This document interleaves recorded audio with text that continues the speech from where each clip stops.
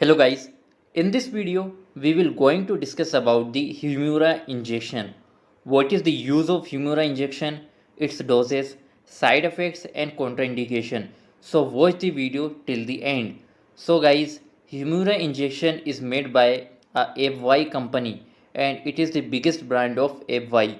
Humira injection contains adalimumab in the strength of 40 mg by 0.4 ml and it's a pre-filled pen of adalimumab which inject subcutaneously, and the price of Humira injection varies from country to country. Now let us see the use of this injection. So guys, adalimumab is a monoclonal antibody which is used for treating the autoimmune disease such as rheumatoid arthritis, psoriatic arthritis, ankylosing spondylitis, Crohn disease and ulcerative colitis, plaque psoriasis, hidradenitis suppurativa, uveitis, and juvenile idiopathic arthritis. These are the diseases in which adalimumab is used for treatment. Now, what is the mechanism of action of adalimumab?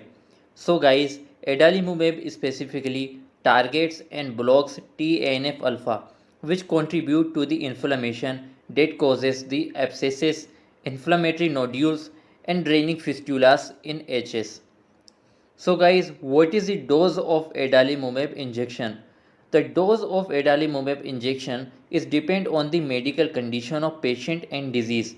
This injection is given subcutaneously in a thigh, stomach, shoulder or other subcutaneous route, and the recommended dose of adalimumab for adult patient with rheumatoid arthritis, psoriatic arthritis or ankylosing spondylitis is 40 mg administered at every other week.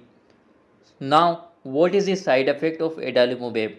The side effect of adalimumab is pain, swelling, redness or itchy skin where your injection was given, mild nose, throat or sinus infection, headache, stomach pain, feeling for being sick muscles or bone pain. These are the common side effects of adalimumab.